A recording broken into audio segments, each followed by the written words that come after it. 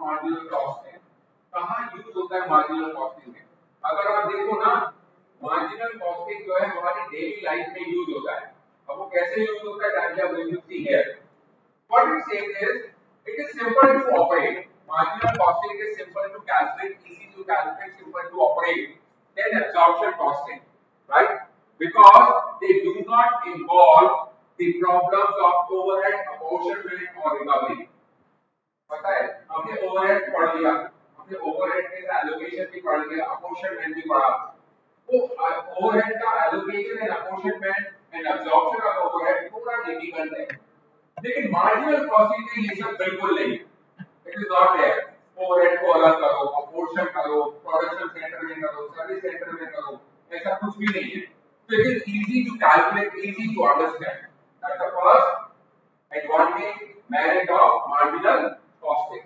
The second advantage of marginal costing is that marginal costing it avoids the difficulties of having to explain the purpose and basis of overhead absorption to management can accompany absorption costing. मतलब कि marginal costing को कोई ऐसा explanation नहीं देना पड़ता कि जो overheads हैं वो कितने overhead absorb हुए हैं, under absorbed है या over absorbed है, ऐसा कोई explanation देने की जरूरत नहीं है। कोई भी प्रॉफिट के अंदर जो फ्लक्चुएशंस होती हैं they are easy to explain, बहुत आसानी से। अगर मेरे प्रॉफिट में बदलाव आया, जैसे मैंने कहा कि एक यूनिट मैंने बनाई है एडिशनल, तो मेरे प्रॉफिट में भी बदलाव आएगा, चेंज आएगा। मेरे अगर आउटपुट लेवल में चेंज आया तो मेरे प्रॉफिट में भी चेंज आएगा। तो बहुत आसान है ये बताना कि मेरे प्रॉफिट में बदलाव क्यों आया, मेरे प्रॉफिट में चेंज क्यों आया। It is easy to explain. Is it okay? Any kind of fluctuation in the profit it is easy to explain. Is it okay? Right. Number 3, it is easier to make decisions on the basis of marginal cost presentations. For marginal costing का major usage कहाँ होता है? Decision making.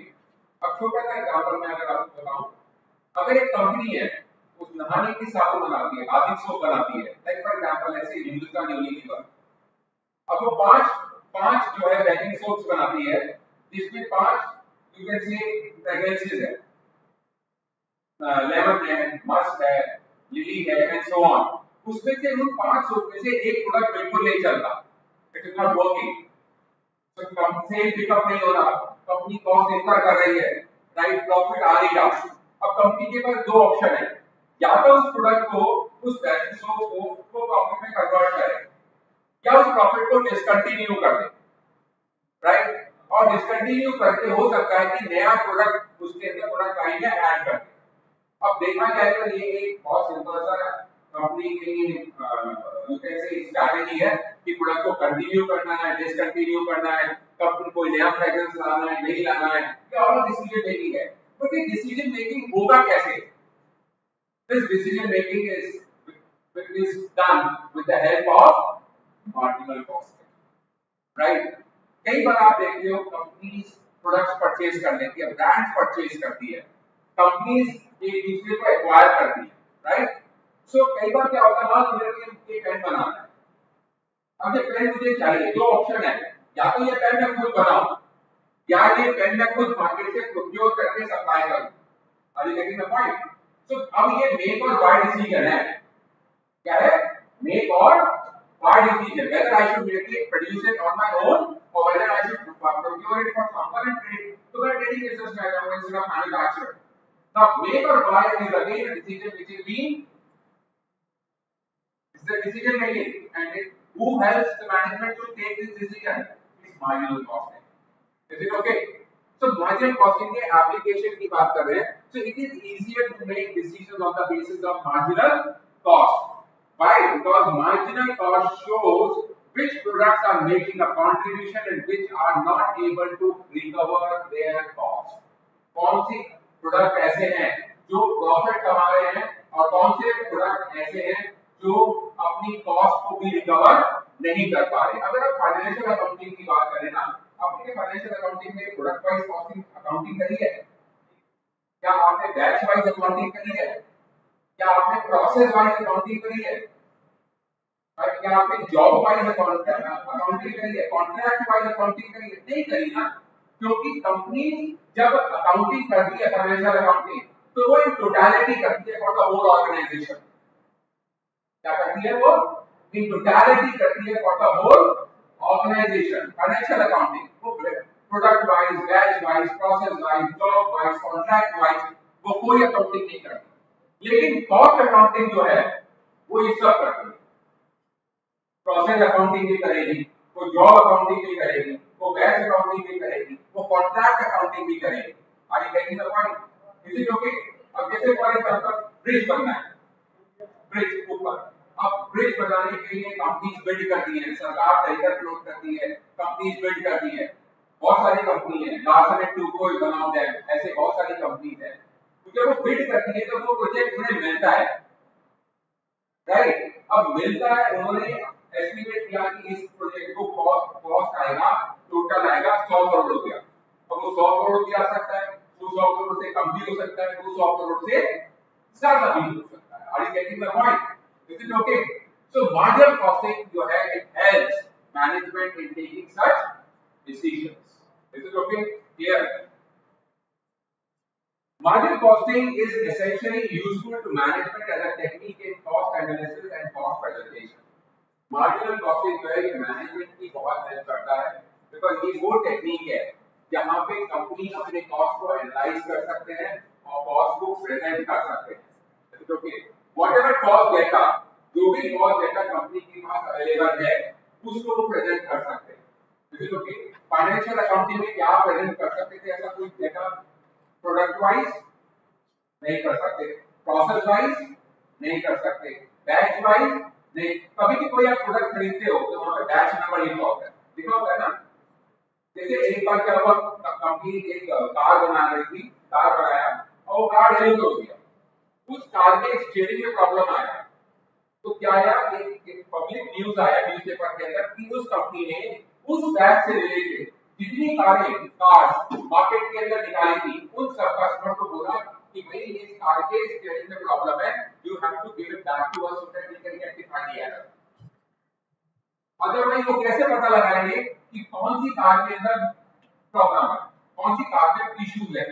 सो batch से पता लगता है कि किस प्रोडक्ट के, अगर ये बैच वाइज है, किस प्रोडक्ट बैच में प्रॉब्लम था, तो they will recall, they will get it back and rectify it and again give it back to the customers, right? So it enables the presentation of data in a manner which is useful to different levels of management, right, for the purpose of controlling cost.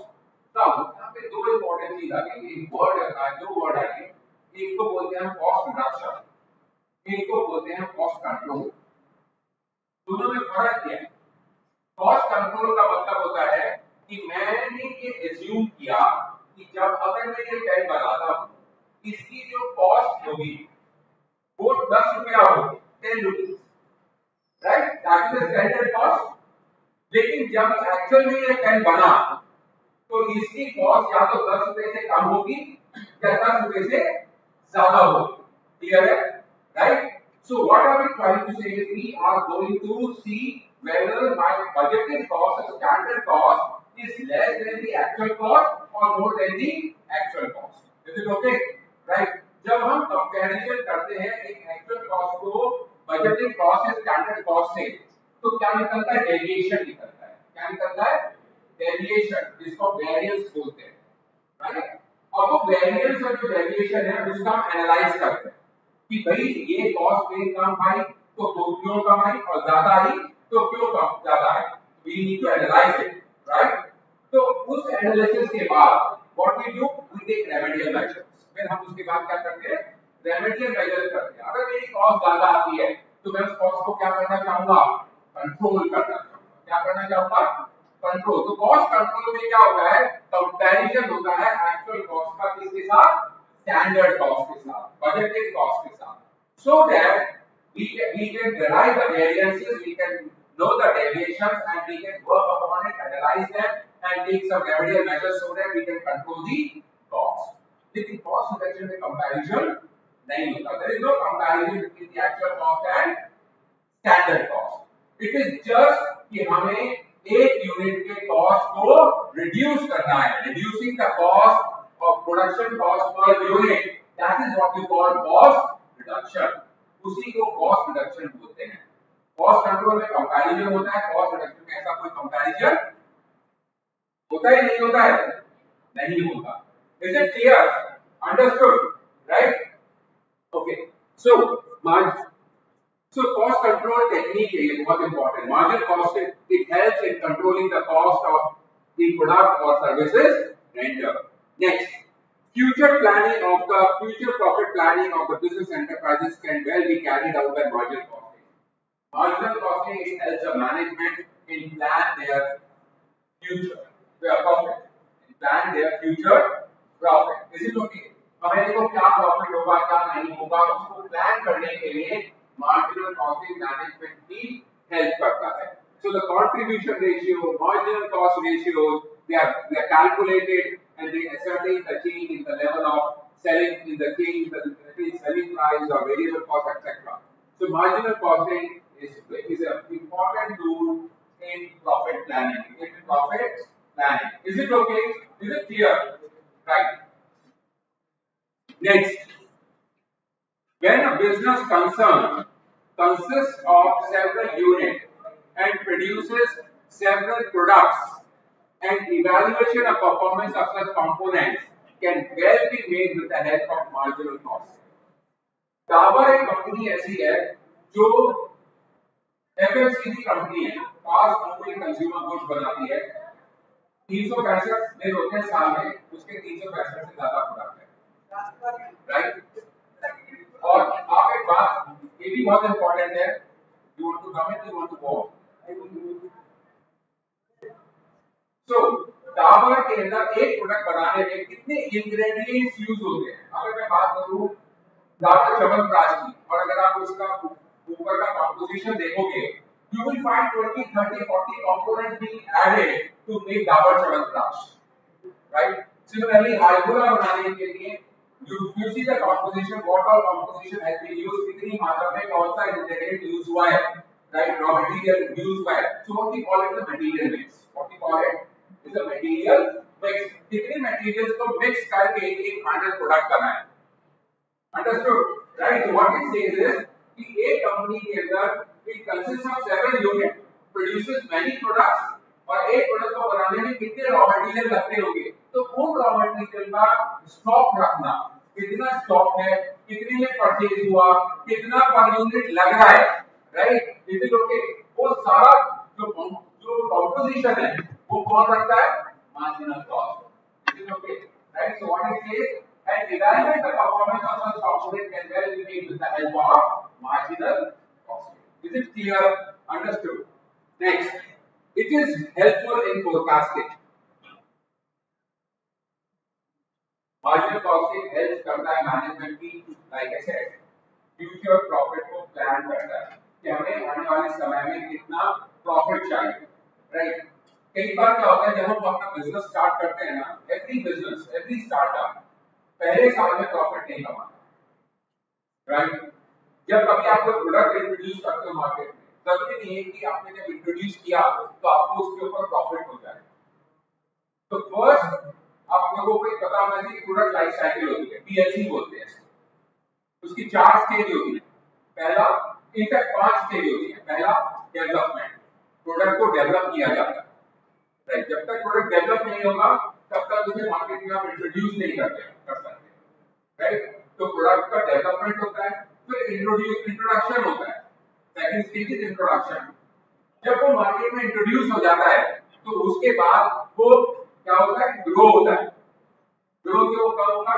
जब उसको public लोग उसे accept कर लेंगे उस product को, right? They like the product, they like the test अच्छा लगा, पैकेजिंग अच्छी लगी, क्वालिटी अच्छी लगी, प्राइस ठीक था, कंपनी और कोई उससे बेटर प्रोडक्ट अवेलेबल नहीं था मार्केट के अंदर, राइट? उसके बाद वो मैच्योरिटी में पहुंच जाए। तो पहला डेवलपमेंट, फिर इंट्रोडक्शन, फिर ग्रोथ, फिर मैच्योरिटी, राइट? एंड फिर डिक्लाइन।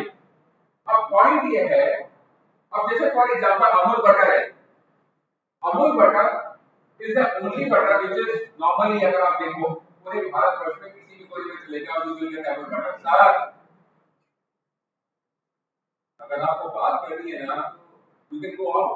आप मॉर्निंग में 9:15 संडे खराब करके क्लास के अंदर आप बात करने के लिए आए तो मुझे बताइए। It is better you should sit at home, नहीं तो बाहर लग करके बैठो प्लीज। मैं अभी भी बोल चुका हूँ, this subject is not easy,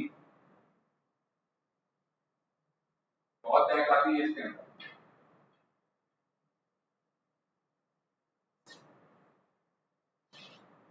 इसकी थ्योरी लिखने में भी दिक्कत है। सुबह सुबह संडे आपका भी खराब हो रहा है, 7:15 मैं निकल करके आ रहा हूँ, driving all the way from 40 kilometre drive करके आ रहा हूँ, 40 किलोमीटर ड्राइव करके जा रहा हूँ। आप भी उठ के आए हो, और अगर आपको लगता है कि क्लास इंटरेस्टेड नहीं है आपके लिए, you are not getting anything, it is better you go out. Compulsory नहीं है, डीयू का बेस्ट पार्ट ये है, you are not liking the professor, if you are not liking the class, you go out. No compulsory attending class. मैंने तो attendance की वैसे भी दे दी है, बात करने में वो दूसरे कॉलेजेस के अंदर होता है जहाँ अटेंडेंस का क्राइटेरिया होता है 75% अटेंडेंस चाहिए, so you can come any time, you can go any time. That is also acceptable in Delhi University. We did, when I did my BCom honors in Delhi University, तब ऐसा नहीं था। My first class used to happen at 8:40. 12:40 पे मेरी class खत्म हो जाती, 12:40, 8:40 to 12:40। उसके बाद ICWL करना था, I have to go to ICWL, तो देखो वहां पे बैठ करके रात भर पढ़ता था, ग्रुप लेकर के रहता था हमारे समाज मंदिर के अंदर। तो my class finishes at 8:30 in the night and I have to catch a bus to reach to Arya Samaj मंदिर, because 10 बजे के बाद अगर द्वार बंद तो मुझे बाहर ही सोना पड़ेगा।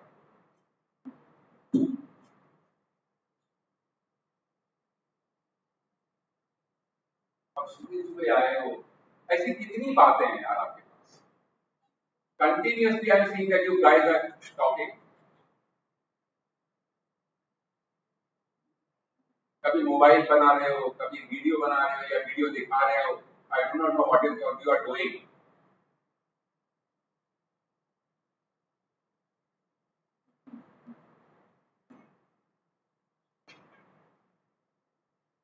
Live है, and you see what I am talking, and everyone outside this classroom is seeing this.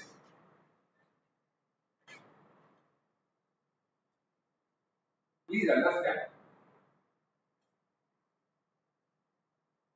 So this method helps in forecasting. Like I said, profit planning कर सकते हैं हम इससे, हम अपने प्रॉफिट को इंक्रीज कर सकते हैं, बेहतर कर सकते हैं।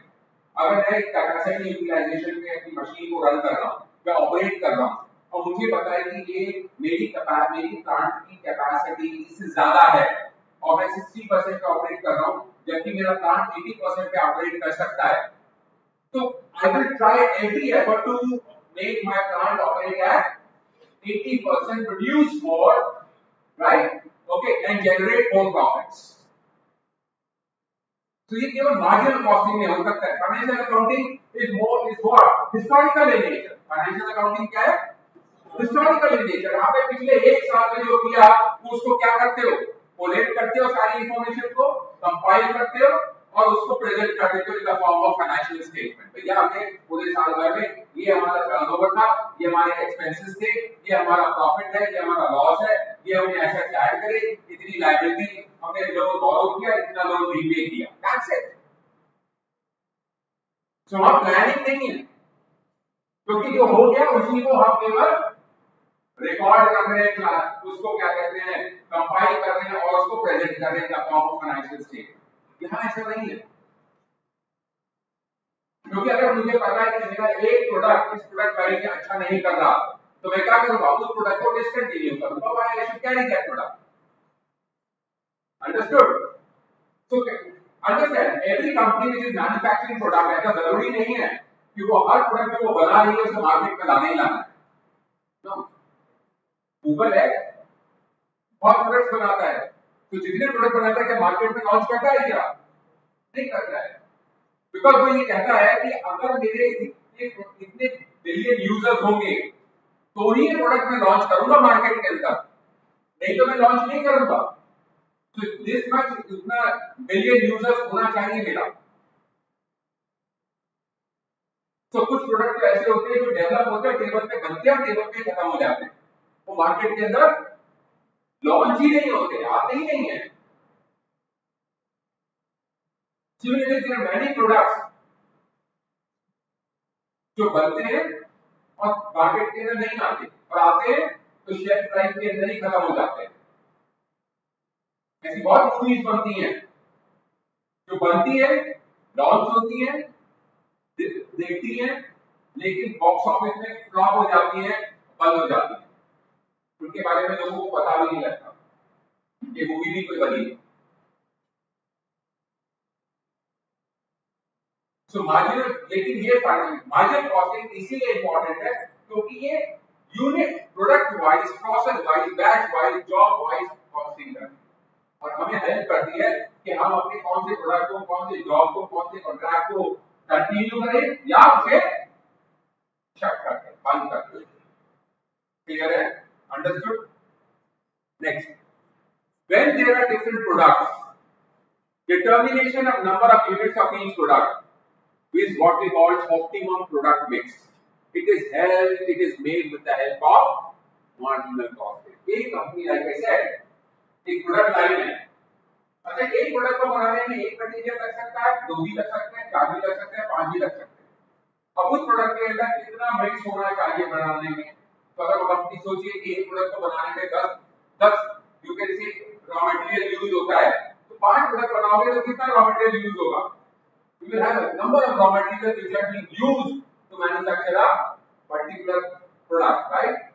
So what it says is कि when the company is producing different products, so the different determination of number of units of each product is what you call an optimum product mix. मतलब मेरे पास 5 unit है, 5 product है, मेरे को किसका कितना product बनाना है, मैन्युफैक्चर करना है, वही तो ऑप्टिमम प्रोडक्ट मिक्स होना चाहिए, because I need to have a profit of all those 5 products which I manufacture. Is it okay? Is it clear? Optimal product mix का मतलब है कि जितने प्रोडक्ट बना रहे हो उन सब को कोलेट करके कंपनी को क्या होना चाहिए? प्रॉफिट होना चाहिए, और जिस प्रोडक्ट मिक्स पे प्रॉफिट होगा वही आपका ऑप्टिमम प्रोडक्ट मिक्स होगा। Is it okay? That would be the great combination. That would be the great combination. Understood?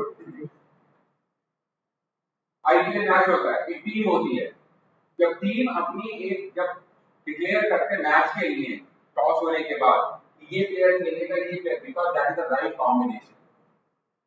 अगर वो कॉम्बिनेशन में गलती है, मान लीजिए पिच बहुत स्पिन वाली पिच है and you keep fast bowlers, you will lose the match. और अगर वो फास्ट बॉलर्स की पिच है and you keep spinners, you will lose the match. अगर आपको लगता है कि टीवी में ड्यू पड़ेगा, then you always keep a fast bowler instead of a spinner. अगर ड्यू नहीं पड़ेगा, you always, तो जैसा पिच होगा वैसा टीम का कॉम्बिनेशन होना चाहिए, only then you can win the match. Similarly, यहाँ पे भी यही है, जब प्रोडक्ट मिक्स आप करोगे तो आपका प्रोडक्ट मिक्स ऐसा होना चाहिए कि company should be able to earn profit on those products which the company is manufacturing. Is it okay? Clear है? Right. Next, optimal sale mix, sales of each and every product to get maximum profit. It can be determined with the help of marginal costing. मतलब एक तो sales mix भी और एक product mix भी, ये कौन हेल्प करता है कंपनीज को? मार्जिनल कॉस्टिंग करती है कि कितना, अगर मैं 5 प्रोडक्ट बना रहा हूं तो किसका कितना माल बेचना चाहिए, वो सेल्स मिक्स हो गया, किसका कितना माल बनना चाहिए, वो प्रोडक्ट मिक्स हो गया। अंडरस्टूड? क्लियर है? राइट? तो ये कौन हेल्प करता है? मार्जिनल कॉस्टिंग हेल्प करता है, कितना माल बनना चाहिए, कितना माल बिकना चाहिए किस प्रोडक्ट का, that's very important, right?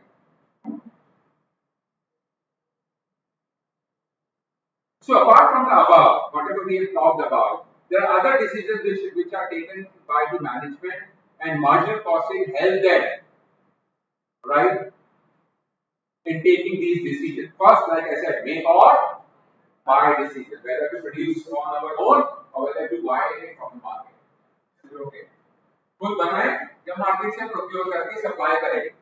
That's one thing. Another is exploring foreign market. Indigenous market में लोकल मार्केट में ऑपरेट करें या इसको फॉरेन मार्केट लेके जाए. एक होता है प्रोडक्ट लॉन्च, राइट? क्या होता है प्रोडक्ट लॉन्च? एक कंपनी ने नया प्रोडक्ट बनाया. अब दो चीजें हैं, या तो उस प्रोडक्ट को वो टेस्ट मार्केटिंग करे. प्रोडक्ट की क्या करे? Test marketing. मान लो जैसे कोका कोला ने आम पन्ना निकाला.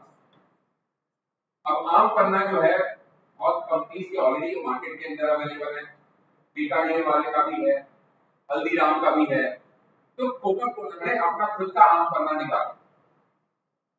अब जब आम पन्ना प्रोडक्ट लॉन्च करा तो कोका कोला एक such big brand, such big company जिसके पास पैसे की कोई कमी नहीं है, तो दैट कंपनी कैन अफोर्ड कि वो उसे पूरे भारत में लॉन्च कर सकती है एक साथ नेशनल लेवल पे, राइट? लेकिन कई कंपनी ऐसी होती हैं जिनके पास इतने रिसोर्सेज नहीं होते. अब रिसोर्सेज के अभाव में, कमी होने के कारण, अवेलेबल फंड अवेलेबल ना होने के कारण, अगर मैंने कोई प्रोडक्ट लॉन्च किया और प्रोडक्ट मैन्युफैक्चर किया तो मैं सोचता हूं कि चलो instead of launching this product at a national level, let me launch it at a regional level और लोकल लेवल. तो लेट्स से मैंने दिल्ली एनसीआर चुना कि ये प्रोडक्ट मैंने बनाया, इसको केवल दिल्ली एनसीआर भी लॉन्च करता हूं एंड सी द रिस्पांस. तो पूरे भारत में जितना पैसा लगेगा उसका हो सकता है मैं 1/100 टाइम्स मैं उसका दिल्ली एनसीआर में मेरा पैसा लगेगा इस प्रोडक्ट को लॉन्च करने में. मैंने प्रोडक्ट लॉन्च किया दिल्ली एनसीआर में. अब दो चीज होने वाली है, या तो प्रोडक्ट का रिस्पांस अच्छा आएगा या प्रोडक्ट का रिस्पांस बिल्कुल नहीं आएगा या मिला जुला हुआ ठीक ठीक होगा. Okay okay, right? अब क्वेश्चन यहाँ पे राइज होता है कि अगर खराब है और ट्राई करा, रिस्पांस अच्छा ही नहीं रहा, तो मेरा जो प्रोडक्ट है वो दिल्ली एनसीआर में आकर के ही लॉन्च होकर के खत्म हो जाएगा और discontinue and not produce anymore. फिर लेकिन अगर मिला जुला हुआ या बेटर हुआ तब माय कॉन्फिडेंस लेवल का एंटरप्रेन्योर विल इंक्रीज. वो कहेगा my product is accepted in Delhi NCR, let me now go in north India. मैं नॉर्थ इंडिया में अपने प्रोडक्ट को लॉन्च करता हूं. मतलब वो भी पूरे भारत में भी नहीं कर रहा क्योंकि फंड की जरूरत, फंड अवेलेबल चाहिए, फंड नहीं है अपने. तो नॉर्थ इंडिया में लॉन्च करा. नॉर्थ इंडिया में लॉन्च करने के बाद प्रोडक्ट की एक्सेप्टेबिलिटी आ गई. The people living in north India they like the product. उसका डिमांड आ गया, उसकी सेल आ गई, कंपनी ने प्रोडक्शन बढ़ा दिया, प्रोडक्शन कैपेसिटी बढ़ा दिया अपना. ग्रेजुअली व्हाट हैपेंड, फिर इसका कॉन्फिडेंस और बढ़ेगा. उसने कहा कि चलो नॉर्थ इंडिया के साथ साथ ना let me just go to central India, क्योंकि नॉर्थ इंडिया से सेंट्रल इंडिया जुड़ा हुआ है. ऐसे करके वो रीजन बाय रीजन में अपने प्रोडक्ट को बढ़ाते गए, उनकी बढ़ती गई, ब्रांच ऑफिसेस खुलते गए, राइट?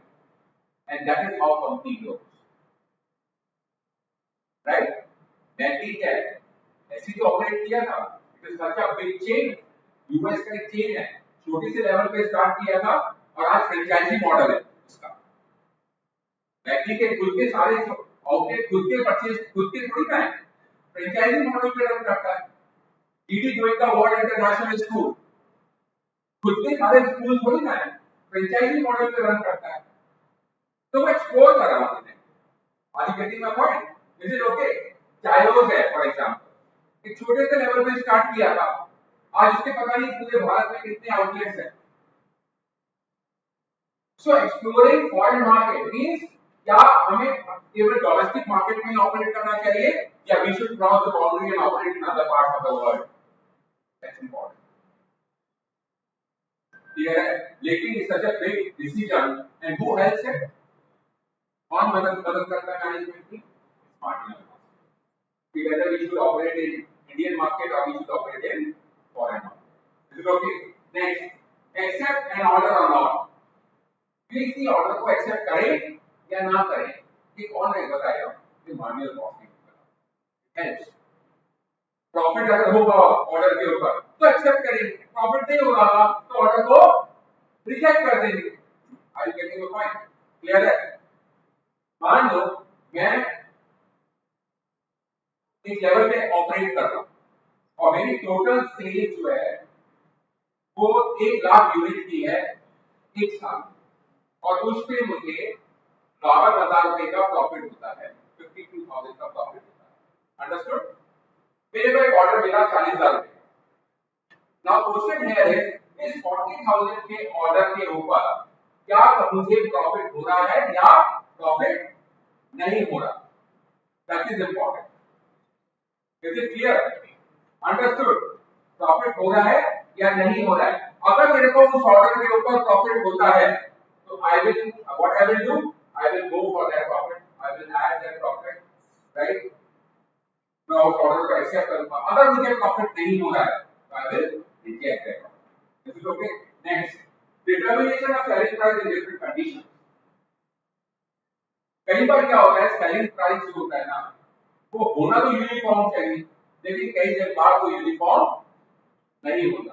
अभी जैसे फॉर एग्जांपल गो एयर ने अपनी फ्लाइट्स को क्या कर दिया, बंद कर दिया, और सबसे सस्ती फ्लाइट थी गो एयर की। जैसे गो एयर ने अपनी फ्लाइट्स को बंद किया, जो बाकी फ्लाइट्स थे उन्होंने अपने प्राइसेस बढ़ा दिए। सेलिंग प्राइस जो होता है वो किस पे डिपेंड करता है? कंडीशंस के ऊपर, राइट? नॉर्थ इंडिया में इस समय इतनी गर्मी पड़ती है, you need AC, you need cooler, आपको फैन चाहिए। तो अभी देखोगे इनकी सेल ज्यादा हो गई, लेकिन क्या विंटर्स में बिकते हैं ये? इस समय सेलिंग प्राइस इतनी ज्यादा होगी, जब विंटर्स आएंगे तो उस पे आपको क्या मिलेगा? डिस्काउंट मिलेगा। तो सेलिंग प्राइस जो है वो किस पे डिपेंड करता है? डिफरेंट कंडीशंस के ऊपर। कौन हेल्प करता है ये? Marginal costing. Replace one product with some other product, this is also help by marginal costing. मैं एक पर्टिकुलर प्लांट को ऑपरेट कर रहा हूं, मेरे पास एक पर्टिकुलर प्लांट है, टेक्नोलॉजी है, उस टेक्नोलॉजी से मैं एक पर्टिकुलर प्रोडक्ट बनाता हूं, राइट? और मार्केट के अंदर एक और नया प्रोडक्ट अवेलेबल है, लेटेस्ट टेक्नोलॉजी अवेलेबल है। इस से मैं दिन महीने की 10,000 यूनिट बनाता हूं। लेकिन अगर ये टेक्नोलॉजी मैं लेके आता हूं या ये प्लांट लेके आता हूं, इससे ऑलमोस्ट मेरी जो प्रोडक्शन है वो 2.5 टाइम्स बढ़ जाएगी। मतलब 10,000 से सीधे कितनी हो जाएगी? 25,000 units I will be able to produce more, I will be able to cater more demand, my sales will go up, my profits will also go up, right? So अब replace करना चाहिए या नहीं चाहिए, ये कौन बताया? हेल्प करता है मार्जिनल कॉस्टिंग। तो marginal costing help the management decide whether to replace it or not. Okay. Similarly, जैसे मैंने एक और छोटा सा एग्जांपल लिया था, प्रोडक्ट लाइन। 5 प्रोडक्ट बनाते हैं, एक प्रोडक्ट अच्छा नहीं कर रहा, उसे रिप्लेस करना चाहिए या नहीं करना चाहिए नए प्रोडक्ट से, या उसको बिल्कुल डिसकंटिन्यू कर देना चाहिए? ये कौन हेल्प करता है? Marginal costing. Is it okay? Clear है? Understood? Optimum utilisation of labour and machine hours, ये भी मार्जिनल कॉस्टिंग हेल्प करता है कि जो भी आपके मशीन आवर्स है, जो भी आपके मशीन आवर्स है, जो भी आपकी लेबर है, उसका ऑप्टिमम यूटिलाइजेशन हो रहा है या नहीं हो रहा है। That is also help bye marginal costing. It helps management in taking whether the resources which are available with the company are being put to the best use or not. Right? Next, evaluation of alternative choices. हमारे पास बहुत सारे choices होते हैं, उसका evaluate करना, right? वो भी marginal costing help करता है। Is it okay? मान लेते हैं एक कंपनी है, वो एक लेवल पे ऑपरेट कर, there's another company too which is operating at another level. अभी दोनों कंपनी मर्ज होना चाहती है,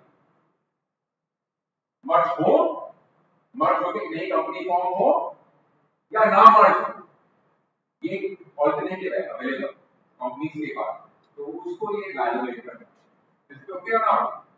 अंडरस्टूड, राइट?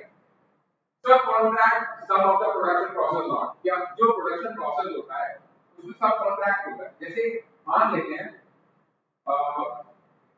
एक ब्रिज बनाने का कॉन्ट्रैक्ट मिला लार्सन एंड टूब्रो, और लार्सन एंड टूब्रो ने क्या करा, उस कॉन्ट्रैक्ट को सबलेट कर दिया, किसी और को दे दिया।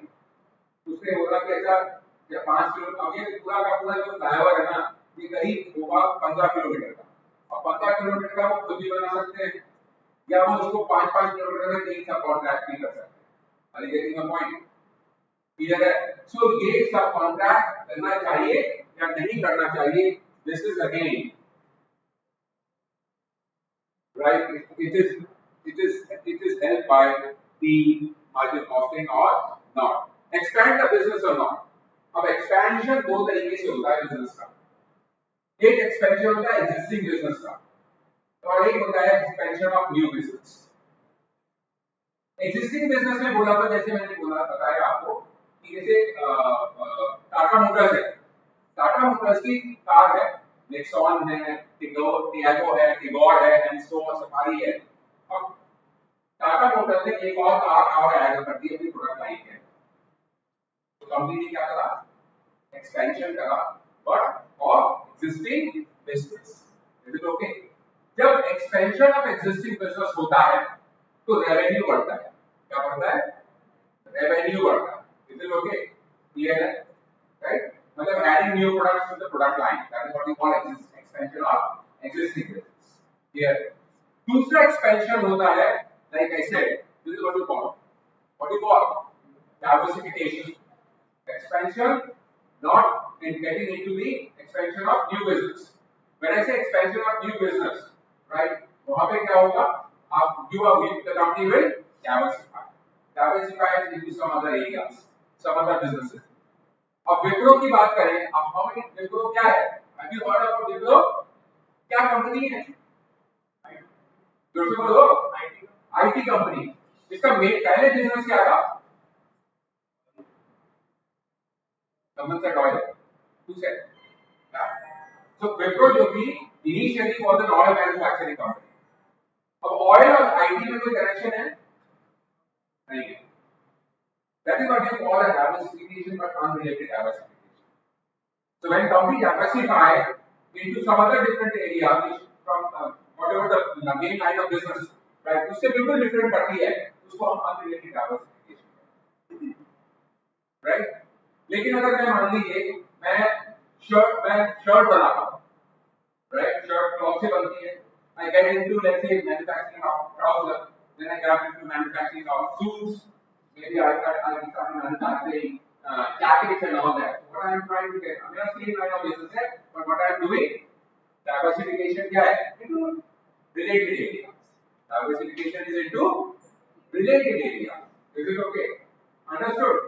So ये भी क्या है? Diversify करना चाहिए, नहीं करना चाहिए, business को expand करना चाहिए, नहीं चाहिए, कौन help करता है? Marginal costing. सीधा application of marginal costing.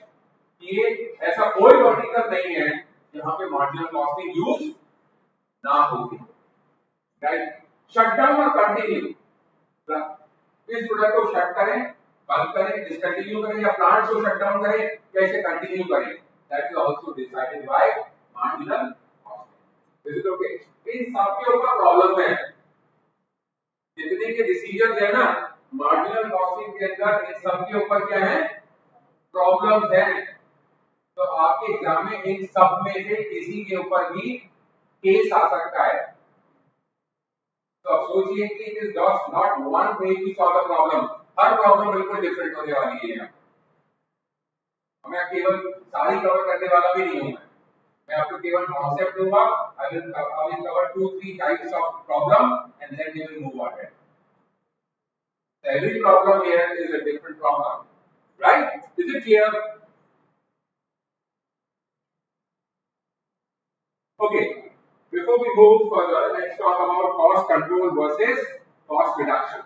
Let's see, most of the companies, they want to maximize the profit. Her company किसके लिए काम करती है? Profit maximization के लिए काम करती है। Clear है? Right. Which is possible by decreasing the production cost. Profit बढ़ाना है तो क्या करना पड़ेगा? Production cost को कम करना पड़ेगा। Clear है? Right. For this purpose, company के पास दो टूल्स हैं जिससे वो अपनी कॉस्ट को क्या कर सकता है? कम कर सकता है। पहला कॉस्ट कंट्रोल, दूसरा cost reduction. Cost control is a technique which makes available the necessary information to the management that actual costs are aligned with the budgeted cost or not. Company ने बोला जैसे हर साल सरकार बजट लेके आती है और उस बजट के अलाइन होना चाहिए। पूरे एक साल में बजट है, एजुकेशन के ऊपर इतना है, राइट, साइंस एंड टेक्नोलॉजी के ऊपर इतना है, एग्रीकल्चर के ऊपर इतना है, माइनिंग के ऊपर इतना है, इंफ्रास्ट्रक्चर के ऊपर इतना है, ट्रांसपोर्टेशन के ऊपर इतना है, सरकार ने बजट एलोकेट कर दिया और पूरा एक फाइनेंशियल ईयर है जो पोर्टफोलियो मैनेजर मिनिस्टर है, जो उस पर्टिकुलर डिवीजन उस पर्टिकुलर पोर्टफोलियो के जो मिनिस्टर है, उनको पता है कि मेरे को 1,00,000 करोड़ रुपया खर्च करना है पूरे एक फाइनेंशियल ईयर के अंदर, राइट। नितिन गडकरी जी को पता है कि मेरे को पूरे आने वाले एक साल के अंदर 2,00,000 करोड़ रुपए खर्च करना है, मेरे को हाईवेज बनाने हैं, एक्सप्रेसवेज बनाने हैं, मेरे को ब्रिजेस बनाने हैं, मेरे को अंडरपास बनाने हैं, ऑल दैट, ये सब काम मुझे करने हैं। अब 2,00,000 करोड़ में वो 2,00,000 करोड़ भी खर्च कर सकते हैं, उससे कम भी हो सकता है और उससे ज्यादा भी हो सकता है। अंडरस्टूड? इज इट क्लियर और नॉट? अंडरस्टूड? वो बजट एलोकेशन है, बजट एलोकेशन के बजट एलोकेट किया, कम करा तो भी प्रॉब्लम है और ज्यादा किया तो भी प्रॉब्लम है। सरकार जवाबदारी मांगती है मिनिस्टर से कि भाई जब हमने आपको इतना एलोकेट कर दिया था तो आपने इतना काम क्यों किया, राइट। और ज्यादा और करा तो प्लीज इसका स्टेटमेंट ऑफ अकाउंट दीजिए कि आपने कहां का प्रोजेक्ट में कितना कितना स्पेंड किया, और अगर एक्सेस हो गया तो एक्सेस क्यों हो गया। So you have to have a reason for everything. Is it okay? कहते हैं ना पुराने जमाने में गल्ला होता था, लोग बैठते थे, अगर मेरे पास 100 में 25 पैसे मेरे फिजिकल अवेलेबल है ना मेरे गल्ले में, तो मेरी बुक्स में 100 रुपीस 100.25 होने चाहिए। 100 रुपीस से काम नहीं चलेगा और 100.50 से भी काम नहीं चलेगा। वो बोलेंगे कि मैं 25 पैसे कम कैसे हो गए, 25 पैसे ज्यादा कैसे हो गए। It has to be my book balance and my physical balance should match. Is it okay? It should be equal. That is what accounting is all about. मतलब ये नहीं कि 100 रुपए 50 रुपए में 50 रुपए पता नहीं किसी को कम दिए होंगे, बच गए, ज्यादा हो गए, बढ़िया है। और अगर कम हो गए तो पता नहीं किसको फिर दिन भर हवाओ दिमाग या 25 पैसे पता नहीं मेरे कहां ज्यादा चले गए, किसको मैंने ज्यादा दे दिए, सोच विचार में लग गए, बीवी बढ़ गया उससे। So accounting is very specific thing that is. So cost reduction दूसरी टेक्निक है which is used to save the unit cost of the product without compromising its quality। ये बहुत जरूरी है। कॉस्ट रिडक्शन का मतलब कॉस्ट रिड्यूस करना तो है but not at the cost of quality. Quality तो आपको मेंटेन करनी पड़ेगी। अब अमूल बटर है, अमूल बटर आज से सालों से है, and it is the only butter which is always sold in the market। आप जाओगे आप क्या मानते हो, अमूल बटर दे दोगे, राइट। क्या उसने भी पैकेजिंग पे बहुत पैसा खर्च किया है क्या? उसकी पैकेजिंग को ब्यूटीफाई किया है, राइट? कुछ भी नहीं किया। आज वो गद्दे के डब्बे में आता है, अंडरस्टूड? वो गद्दा गल भी जाता है, खत्म भी हो जाता है, बट वी नेवर ऐसा नहीं करते कि यार इसकी पैकिंग बड़ी खराब है तो चलो क्या कहते हैं हम अमूल बटर बना ले। शैम्पू की बोतल ले और वो कहीं से पिचकी हो तो हम बोलेंगे भैया ये वापस ले ले, पिचकी नहीं है, this is not good, in fact इसकी पैकेजिंग खराब है। जबकि वो पता है कि अंदर जो रॉ मटेरियल है उसको कोई फर्क नहीं पड़ा, बस स्टिल विल नॉट बाय। लेकिन अमूल बटर हम भी मिल पाए, अंडरस्टूड, राइट। पॉइंट है कि कॉस्ट रिडक्शन कैसे हो सकता है। कॉस्ट रिडक्शन होता है हम जो यूनिट ऑफ जो प्रोडक्ट बना रहे हैं उसकी यूनिट कॉस्ट को रिड्यूस करना होता है, but not compromising on the quality part. Quality degrade नहीं करना चाहिए। क्वालिटी पे अगर डिग्रेड करोगे तो you will lose customer, customer lose करोगे तो कस्टमर जैसे यूज करोगे तो बिजनेस लॉस होगा, बिजनेस लॉस होगा, अल्टीमेटली आपकी सेल्स गिरेगी, सेल्स गिरेगी तो आपके प्रॉफिट्स भी गिर जाएंगे। Understood? So that is the basic difference between cost control and cost reduction. Understood? The difference आता है एग्जाम के, you need to be very clear about cost control and cost reduction. So cost control it focuses on decreasing the total cost of production. Cost control का major focus क्या होता है कि total cost of production को हम कैसे कम करें। लेकिन cost reduction का जो focus होता है किसको होता है, unit cost of production कैसे, okay or not, right? एक per unit की बात कर रहा है और एक total cost की बात कर रहा है। सेकंड, cost control जो है वो temporary process है, ठीक है। जब ज्यादा होगी तभी हम उसे कंट्रोल करेंगे, लेकिन जो कॉस्ट रिडक्शन होता है we do it on a daily basis, every time everywhere we do it. हम कॉस्ट को पर यूनिट को कम करने में हमेशा लगे रहते हैं, right? So it is a permanent process, it is a continuous process. The process of cost control will be completed when the specified target is achieved. जैसे एक टारगेट था वो आपने अचीव किया, राइट? तो कॉस्ट कंट्रोल ओवर हो गया। लेकिन जो कॉस्ट रिडक्शन है वो कंटिन्यूअस प्रोसेस है, like I said, and it has no visible end. It targets for eliminating waste expenses. उसका मेजर ऑब्जेक्टिव क्या होता है कि जहां जहां वेस्टेज हो रही है उन एरियाज को ब्लॉक करना, बंद करना, राइट? बिकॉज हमें क्या करना है, यूनिट कॉस्ट ऑफ प्रोडक्शन को क्या करना है, कम करना है। We have to reduce the unit cost of production, right?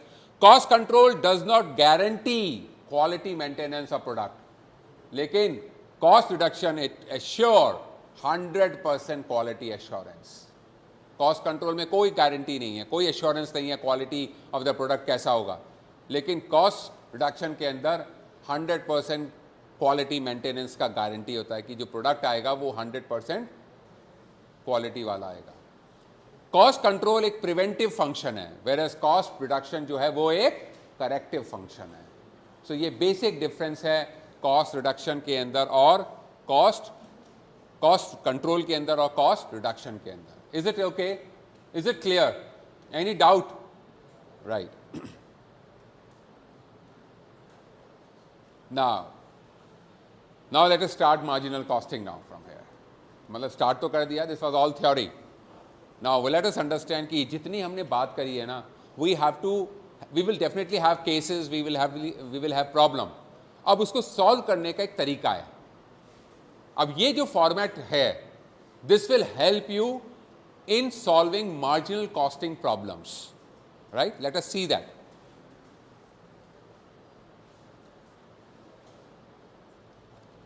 Okay, what you are seeing here, पहले ये particulars, ये जो format है ये important है। इस format में 3 columns हैं। पहला column particulars column है, the second column is a per unit column and the last column is a total amount column।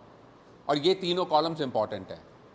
format बदलेगा नहीं, फॉर्मेट यही रहेगा, particulars, per unit and total amount, it will not change, right?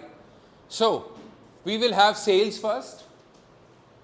If you talk about this is selling price per unit, and when we multiply this selling price per unit, when we multiply it by number of units sold, what we get is total sales. What we get is total sales. कैसे निकलता है? selling price per unit multiplied by number of units sold. Is it okay? Clear है? तो ये हमारा sales आ गया। Sales में से क्या माइनस करेंगे हम? Variable cost. And all of you know what is variable cost. Variable cost वो कॉस्ट होती है जो बदलती है with the level of output. Output बदलेगा तो जैसे जैसे आउटपुट बदलेगा वैसे वैसे वेरिएबल कॉस्ट भी बदलेगा। But remember, variable cost per unit it remains same. Total variable cost it changes with the change in the output level. Is it okay? Yes. Clear? So sales में से जब variable cost minus किया तो क्या आया हमारा? Contribution. So contribution एक तरीके का profit है। Contribution क्या है? कल अगर एग्जाम में क्वेश्चन आ जाए, define contribution. What is contribution? So contribution is a profit which only covers variable cost, it does not cover fixed cost. contribution क्या है? contribution एक तरीके का profit है जो केवल वेरिएबल कॉस्ट को कवर करता है, फिक्स कॉस्ट को कवर नहीं करता। इस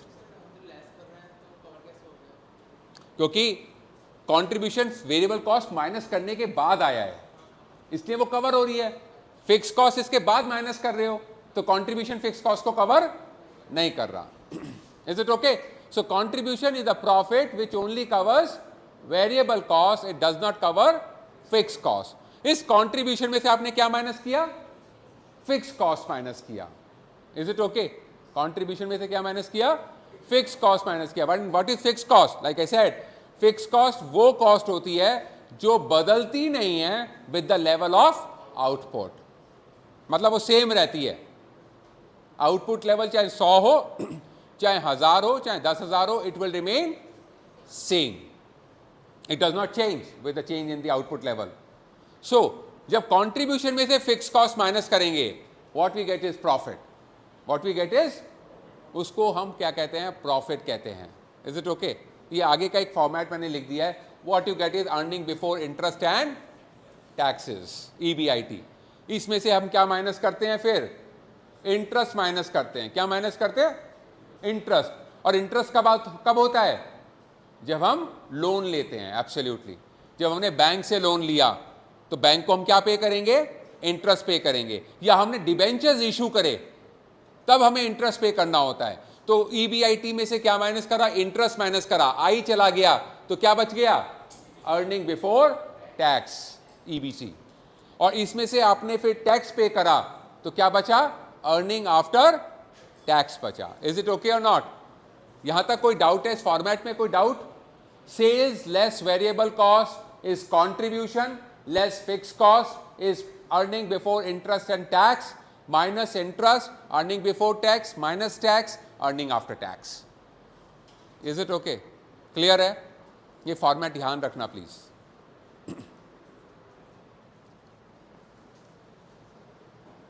So what it says is,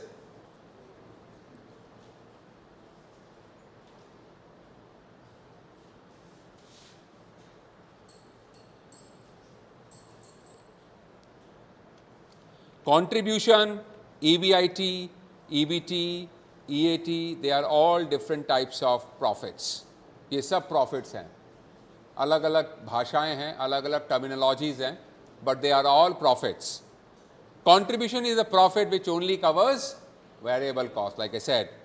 Interest हमेशा लोन पे होता है, डेट पे होता है, और टैक्स जो होता है वो आप अपनी इनकम के ऊपर पे करते हो। Tax is paid on the income. Is it okay? यहां तक कोई डाउट? किसी को कोई डाउट है? Okay. So now this is what we are going to learn. Contribution,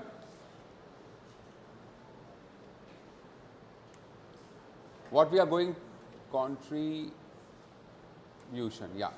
So this is what we are going to learn here. Contribution, PV ratio, break even point in units, break even point in rupees, margin of safety. ये कैसे calculate होगी? This is what we are going to learn. Is it okay? ये compute करना आना चाहिए, because this will help you in deciding those decisions जो हम decisions की बात कर रहे थे ना, मेक और buy, continue, discontinue, shut down, continue करो, नए मार्केट में एंटर करो, नया मार्केट में एंटर मत करो, मर्ज करो, नहीं मर्ज करो, राइट? ये सारे डिसीजंस केवल इनके ऊपर बेस्ड है जो ये आप निकालेंगे। Is it okay? ये 5 चीज़ें 6 चीज़ें जो हैं ये बहुत इंपॉर्टेंट है। सो ये मैं फॉर्मेट आपको ऑलरेडी लिखा चुका हूँ। क्लियर है? सो now you see the first formula, now you will have some formulas. पहले आप सब फॉर्मूले लिखो, then we will solve the problem. पहला फॉर्मूला क्या है? जो फॉर्मेट है जो आपने लिखा उससे हमने पहली इक्वेशन निकाली कि कंट्रीब्यूशन क्या होता है, सेल्स माइनस वेरिएबल कॉस्ट। लेकिन इसका एक और फॉर्मूला भी है, contribution is equal to fix cost plus profit. Contribution क्या होता है? फिक्स कॉस्ट प्लस प्रॉफिट भी होता है। So from these two you can see that there are 2 equations to calculate contribution. One, sales minus variable cost. Another is fixed cost plus profit. Clear? Next, we calculate profit volume ratio. Profit volume ratio, we call it PV ratio. ये PV ratio this is a very important tool which helps the management in taking decision, right? And what is the formula to calculate PV ratio? Total contribution upon total sales into 100. Percentage में निकलता है ये, total contribution upon total sales into 100. Is it okay? इसका एक और formula भी है, अगर मैंने यहाँ पे टोटल वैल्यू ली, अगर जो न्यूमरेटर में लिया वही मैंने डिनोमिनेटर में लिया, यहां मैंने टोटल लिया तो यहां पे भी मैं क्या लूंगा, टोटल लूंगा। Is it okay?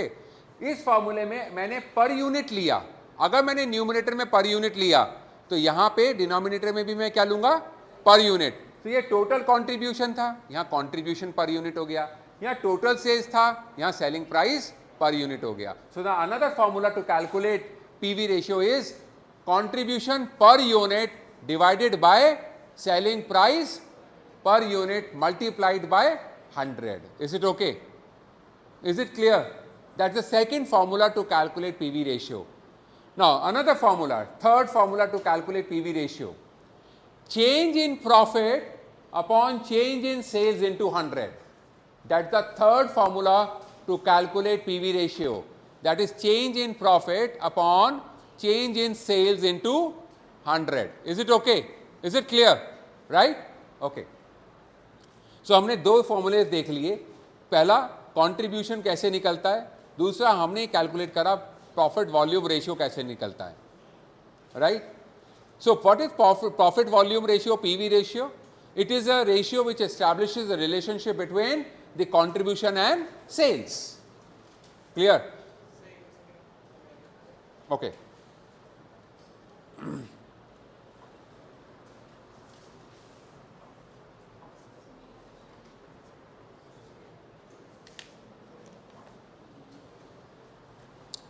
Okay, let us understand.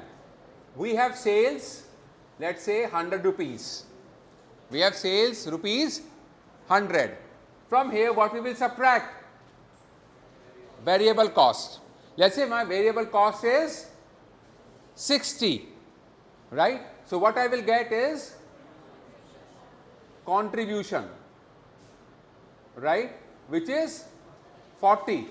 If I have to calculate my PV ratio, what is my PV ratio here? That is total contribution upon sales into 100, which is equal to 40 upon 100 into 100, which is equal to 40%. Any problem till this point? Okay. So I am writing another equation. What is that another equation? Is that PV ratio plus variable cost to sales ratio is equal to 100.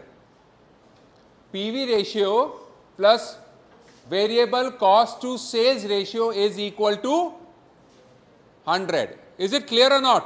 What it means? इसका मतलब क्या है? आपने क्या कहा कि मेरी variable cost कितनी है, 60। इसका मतलब ये 60 का मतलब क्या हुआ? It is 60% of sales. It is 60% of sales. और मेरा कंट्रीब्यूशन क्या है? It is 40% of sales. इसका मतलब ये हुआ कि my PV ratio plus my variable cost to sales ratio, it has to be equal to 100. It has to be equal to 100 always. अगर मान लेते मैं इसे 56 कर दूं, ये मेरा 56% हो जाएगा किसका? सेल्स का। ये मेरा कितना हो गया? 44। ये किसका 44% किसका हो गया? सेल्स का। Is it okay? सो ये क्या हुआ? पहले कितना था? 40% प्लस 60% इज इक्वल टू 100।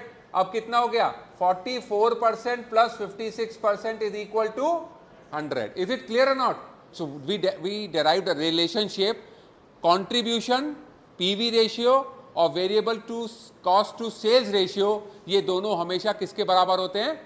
100 के बराबर होते हैं। Is it okay? मान लो मैं अगर आपको क्वेश्चन ये दूं कि variable cost to sales ratio 32% है, कैलकुलेट पीवी रेशियो, अगर आपको ये रिलेशन नहीं पता होगा तो आप नहीं निकाल सकते। राइट? सिंपल है। अगर मेरा variable cost to sales ratio अगर 32% है, then my PV ratio is 68%. Is it clear और not? Understood? Right?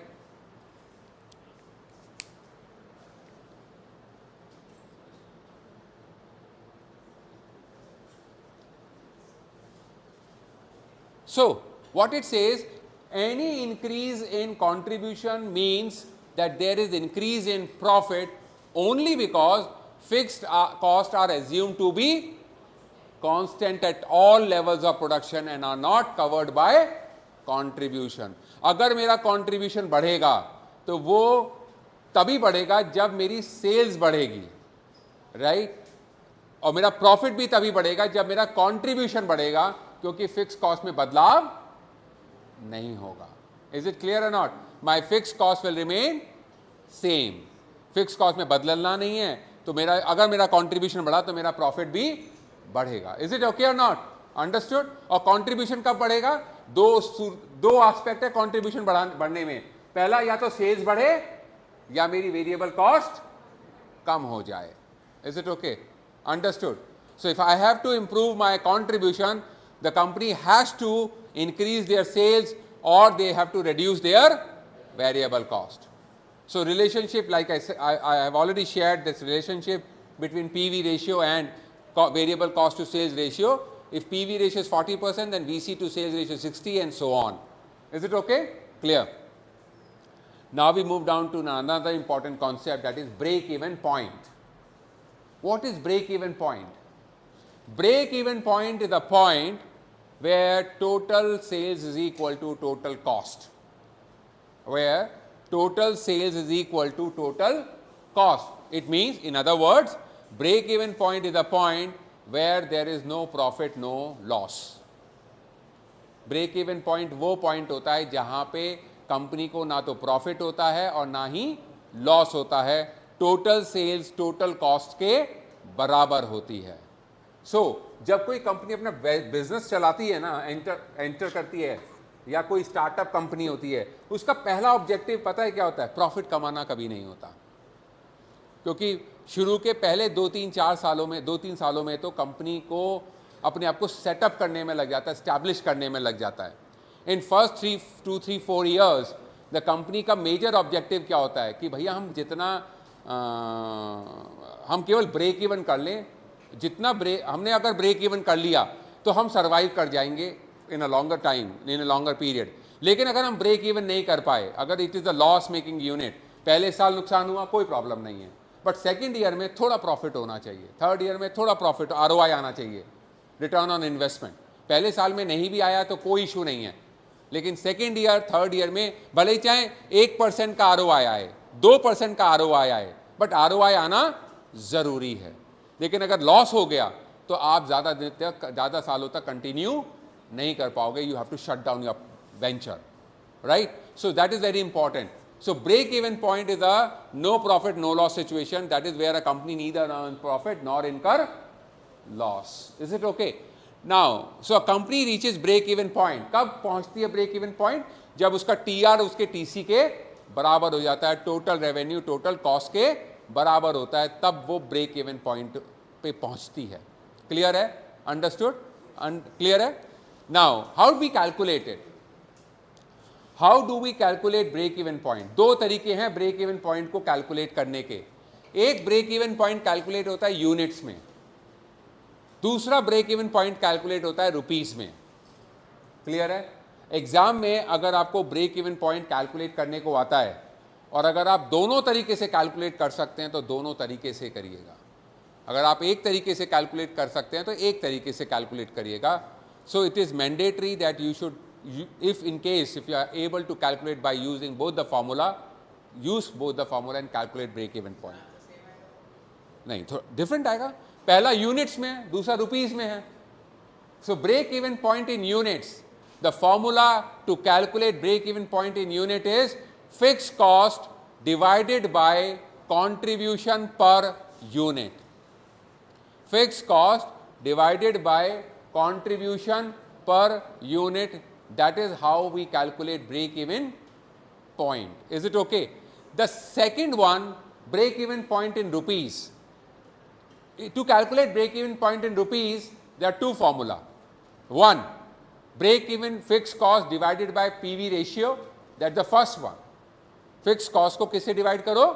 PV ratio से, जो आपने calculate करा है, right? दूसरा, जो आपने break even point in units निकाला उसकी multiply selling price per unit से कर दो. The answer will be same. The answer will be same. Is it okay? Will see it in the examples. right? So there are two formulas to calculate break even point, or two ways to calculate break even point. One, break even point in units, another is in break even point in rupees. Break even point in units, fixed cost divided by contribution per unit. Break even in rupees is fixed cost divided by PV ratio, or break even point in units multiplied by selling price per unit. Is it okay? Clear hai? All right. Now, you will get a problem where you have to find out कि company को इतना profit चाहिए. Company question क्या कहता है? हमें इतना profit चाहिए तो कितना प्रोडक्ट बेचें, कितनी यूनिट सेल करें. अंडरस्टूड? मैं बोलता हूं कि मुझे 5,000 रुपये का प्रॉफिट चाहिए, तो मुझे कितना माल बेचना पड़ेगा ये 5,000 रुपये प्रॉफिट कमाने के लिए. That's the first part, right? So compute units for a desired profit. हमें नंबर ऑफ यूनिट्स निकालनी है कि मेरे को इतना प्रॉफिट चाहिए तो मैं कितना यूनिट्स बेचूं. उसका फॉर्मूला क्या है? Fix cost plus profit divided by contribution per unit. Is it okay? Clear? Right? तो ये किसका फॉर्मूला है वैसे अगर देखा जाए तो? पीवी रेशियो का. क्या होता है पीवी रेशियो? पीवी रेशियो क्या होता है? Total contribution upon total sales into 100 होता है ना. Is it okay? सो मैं कंट्रीब्यूशन की जगह क्या रख सकता हूं? फिक्स कॉस्ट प्लस प्रॉफिट रख सकता हूं कि नहीं रख सकता? राइट? मेरे को फिक्स कॉस्ट भी पता है, मेरे को प्रॉफिट भी पता है, मेरे को पीवी रेशियो भी पता है, तो मैं सेल्स निकाल लेता हूं वहां से. मैंने को कितना माल बेचना चाहिए कि मेरे को इतना प्रॉफिट हो, पहला पार्ट. दूसरा पार्ट क्या है? दूसरा पार्ट क्या कह रहा है कि मेरे को टोटल सेल्स चाहिए for a desired profit. For a desired profit. Is it okay? Total से number of units to be sold for a desired profit. So fix cost plus profit divided by PV ratio. दोनों तरीके से हम क्या कर सकते हैं? अपना कैलकुलेट कर सकते हैं number of units sold and total sales both in rupees and both in units. Any doubt till this point? Clear है? ये फॉर्मूला बना उन्हीं फॉर्मूले से जो आपने ऑलरेडी पहले फॉर्मूले लिखे थे, right? Last but not the least in this is margin of safety. Margin of safety क्या होता है? मान लेते हैं मेरी break even sales, total sales जो है, my total sales is 1200, my break even sales is 800. So my margin of safety is 1200 minus 800, which is equal to 400. Is it okay? Margin of safety का मतलब है कि company को इस level पे तो ब्रेक इवन करना है, राइट? और कंपनी का जो टोटल सेल था वो 1200 था, मतलब ब्रेक इवन सेल से ज्यादा. तो ब्रेक इवन सेल्स और टोटल सेल्स में जो डिफरेंस होता है उसको कहते हैं मार्जिन ऑफ सेफ्टी. अगर मैं बोलूं कि ये 1180 है ब्रेक इवन सेल, कंपनी का टोटल सेल्स, तो मार्जिन ऑफ सेफ्टी क्या हो गई? बहुत टाइट हो गई. कितनी हो गई? बहुत ही ज्यादा टाइट हो गई. यहां पे मतलब ब्रेक इवन तो कंपनी कर रही है 1180 पे और 1200 का माल बेचा है. बिल्कुल मार्जिन ऑफ सेफ्टी बिल्कुल बहुत जरा सी है. कई बार ऐसा भी हो सकता है कि ये हो जाए 1200 एग्जैक्टली. इसका मतलब क्या मार्जिन ऑफ सेफ्टी है? नहीं है. इसका मतलब चांसेस ऐसा भी हो सकता है कि आने वाले समय में कंपनी का मार्जिन ऑफ सेफ्टी हो ही ना, कंपनी को क्या हो जाए? लॉस हो जाए. Are you getting my point? So margin of safety is it is the difference between total sales and break even sales. Clear? और दूसरा फॉर्मूला क्या होता है? Net profit upon PV ratio. That is the second formula to calculate margin of safety. That is net profit divided by PV ratio. Is it okay? That's the second way of calculating margin of safety. Any doubt in all these formulas which we have discussed right now? हैं? हाँ, profit ही है एक तरीके से, मतलब company का cushion है. Better, अगर जितना मार्जिन ऑफ सेफ्टी ज्यादा होगा कंपनी के लिए उतना ही बेटर होगा. यस. सो या किसमें ई और एफ में क्या फर्क है?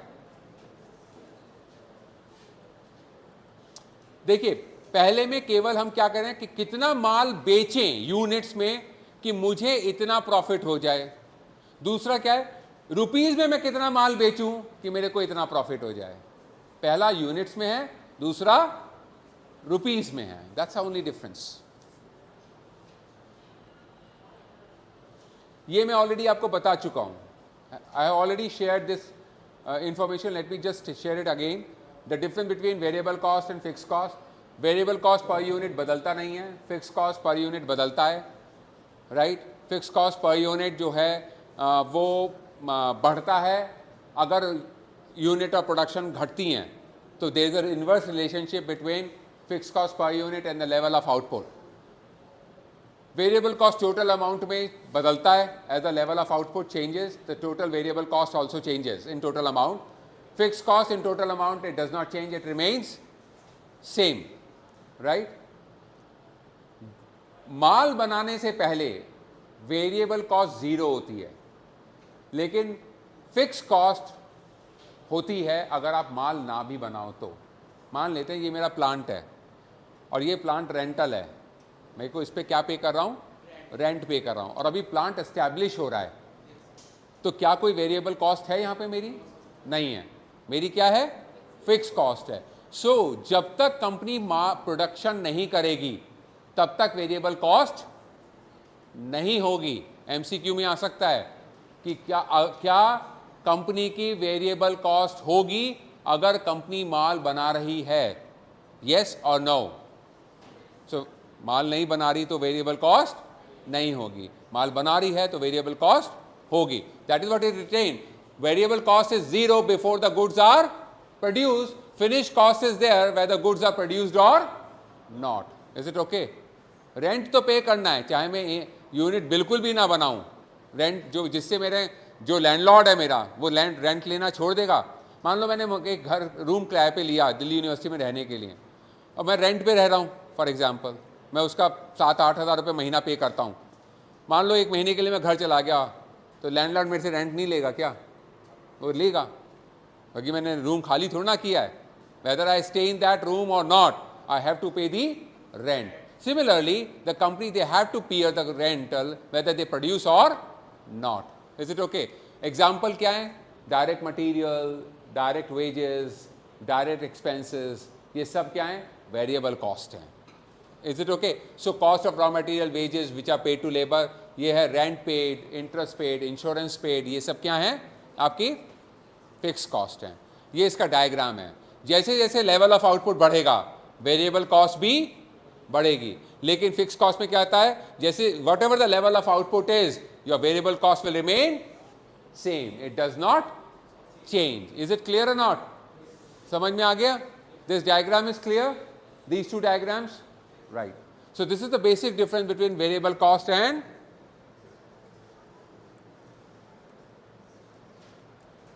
Okay.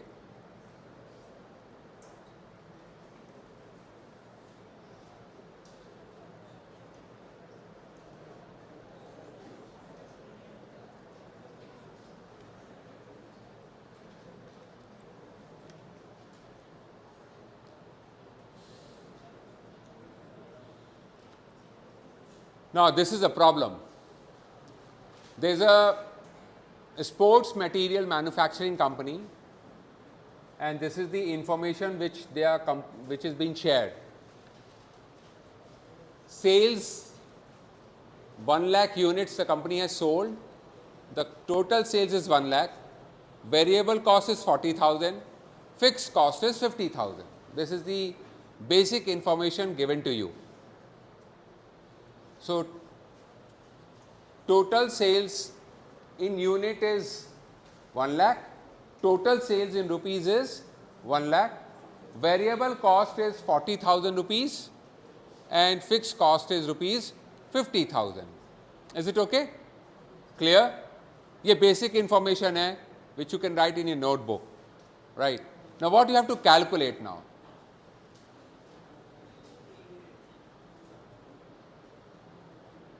All these things you have to calculate. First, you have to calculate profit volume ratio, break even point and margin of safety. That's the first thing you have to calculate. Then you have to calculate all these, you have to show the effect. You have to show the effect on profit, right? If the physical sales volume is increased by 20%, अभी कितना है?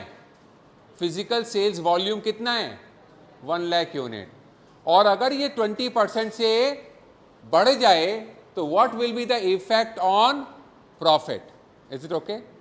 You have to show the effect of profit on all these situations. One, 20% increase in physical sales volume. Next, 20% decrease in physical sales volume. 5% increase in variable cost, 5% decrease in variable cost, 10% increase in fixed cost, 10% decrease in fixed cost, 10% decrease in selling price and 10% increase in sales volume. You have हर चीज के लिए आपको PV ratio, break even point, margin of safety और profit, इन सब में कितना change आएगा, for all these you have to calculate. Have you understood? Clear है? तो मेरी तरफ क्या देख रहे हो, करो, डू इट. या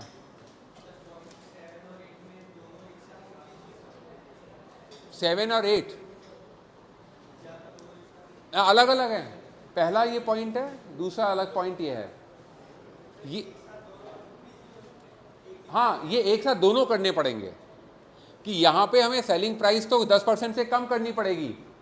अभी सेलिंग प्राइस कितना है? 1 रुपया है. 10% डिक्रीज किया तो कितना हो गया? 10 पैसे कम हो गया. तो कितना पैसा हो गया? 90 पैसा हो गया सेलिंग प्राइस. वॉल्यूम क्या हुआ? 10% से बढ़ गया. अभी कितना वॉल्यूम था? 1 लाख. 10% से बढ़ाया तो कितना हो गया? 1,10,000. तो सेलिंग प्राइस इज 90 पैसा, volume is 1,10,000.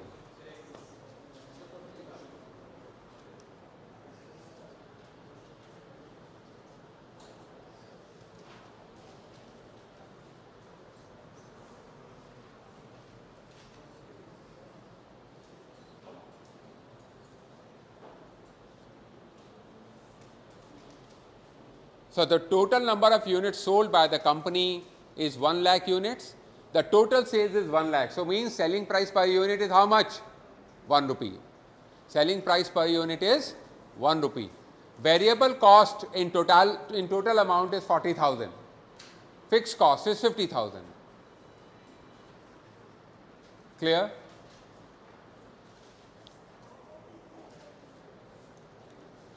Please pass on the attendance sheet wherever it is. Attendance sheet pass on कर दीजिएगा. BBA की अलग है और BMS की अलग है, चेक कर लीजिएगा.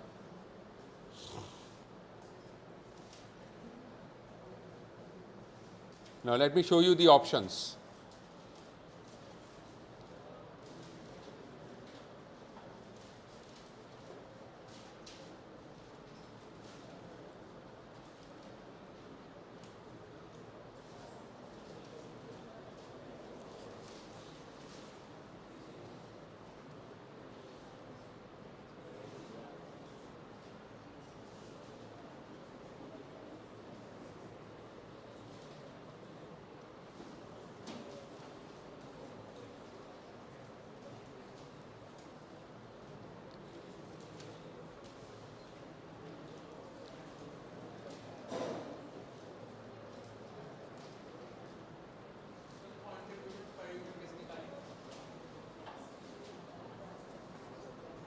ओके, आपको ये फॉर्मेट बनाना, ये क्वेश्चन करने से पहले फॉर्मेट बनाना जरूरी है. For the first A point, ये मेरा पर यूनिट है, ये मेरा टोटल अमाउंट है, राइट? यूनिट्स कितना बेचा मैंने? 1 lakh unit sold, right? Now sales 1 रुपया पर यूनिट का सेल्स है. Total amount is 1 into 1 lakh is 1 lakh, right? From here what we will subtract? Variable cost. Variable cost कितना दिया है आपको? 40,000 in total amount. Means एक यूनिट पे कितना आया? 0.40. Clear? Right? So this is my contribution. This is my contribution. That is 0.60, right? And this is 60,000. From here what you will subtract? Fixed cost. How much is the fixed cost? 50,000. 50,000 means this is 0.50, right? So what is the profit here? profit is 0.10 and this is 10,000. Is it okay? Right, this is the first thing which you have to make. Then part A क्या कहता है? Profit volume ratio निकालो. आप कोई भी choose ले लो, चाहे ये लीजिए चाहे ये लीजिए, your answer will be same, right? So what I said, profit volume ratio is total contribution divided by total sales into 100. My total contribution is 60,000, my total sales is 1 lakh into 100, so it comes to how much? 60% is PV ratio. 60% is PV ratio. Second part is break even point. Now break even point we can calculate it in units, right? That is fixed cost divided by contribution per unit. How much is the fixed cost? 50,000. Contribution per unit is how much? 0.60. How much? How many units? 8,000. How much? 83,333 units. That is your break even point in units. Is it okay? If I have to calculate break even point in rupees, then break even point in rupees is equal to fixed cost divided by PV ratio. That is equal to fixed cost is how much? 50,000. PV ratio is how much? 60%. How much it comes to? How much it comes to? You can calculate it. How much? 50,000 divided by 60%. 83,333. Is it okay? Right? And then you can calculate margin of safety. Margin of safety क्या होगा? Total sales minus break even sales. Total sales minus break even sales. Is it okay? Clear? That's the first part. और हर बार आपको जो है उसमें ये बनाना mandatory है. In every part you have to make this format and then you calculate it. Is it clear? ये चार चीजें आपको निकालनी है. PV ratio, break even point in rupees and margin of safety. That is equal to total sales minus break even sales, which is equal to rupees 1 lakh minus rupees 83,333, which is equal to rupees 16,667. That is your margin of safety. Is it okay?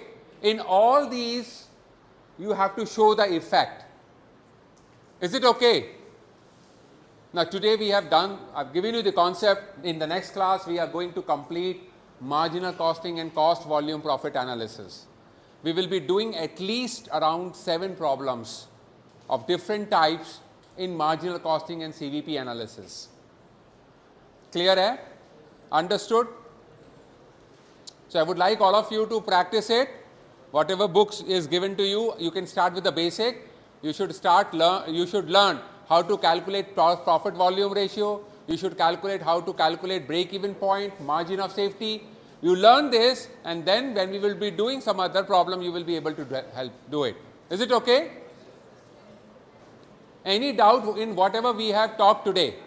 किसी को कोई doubt है? Anything which you have not understood? Clear hai? All right. Thank you so much.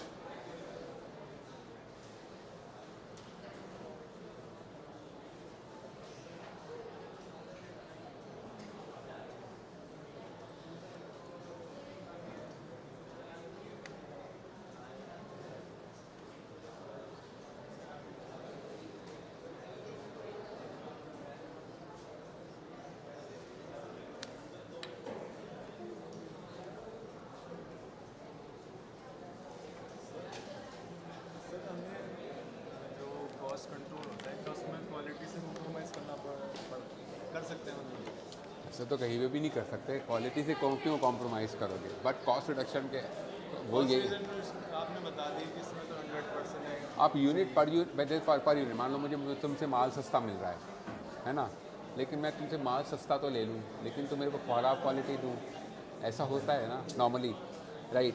तुम्हारा ये मेरे को 1 रुपया माल 1 रुपये पर किलो दे रहे हैं माल, आपने बोला सर मैं आपको 80 पैसा किलो दे दूँगा, लेकिन इनका माल बेटर है तुम्हारे माल से बेटर, तो पॉइंट आ गया कि मेरे को माल सस्ता तो मिल रहा है लेकिन क्या मैं कॉम्प्रोमाइज़ कर सकता हूँ क्वालिटी पे? That is what I am talking about. Lot of books बेटे कॉस्ट अकाउंटिंग की। कोई ऐसी हो जो क्या कहते हैं उसकी एक्सप्लेनेशन मतलब आसान सी दी हो जो समझ में आ जाए, ऐसी मतलब उसमें कोई आज समझ में आ गया, ये वाली तो ऑलरेडी समझ में आ गया ना, तो ऐसे समझ में आ जाएगा। बट अगर यहाँ समझ में आ जाएगा ना तो तुम कोई भी बुक उठा लो तुम्हें समझ में आ जाएगा। एस एन महेश्वरी की उठा लो, महेश्वरी आती है, महेश्वरी मित्तल आती है, वो हाँ हाँ वो ठीक है किताब, उससे पढ़ लो। कोई वोरा की भी मैंने सुनी है, कोई वोरा की, हाँ वो भी एनडी वोरा नहीं, एनडी वोरा तो शायद लॉ की है, नहीं वोरा एमएन वोरा या एमएल वोरा कुछ करके आती है, अरोड़ा, हाँ एमएल वोरा ऐसे कुछ आती है। Attendance sheet second one please, हैं ये बीबीए की है, बीएमएस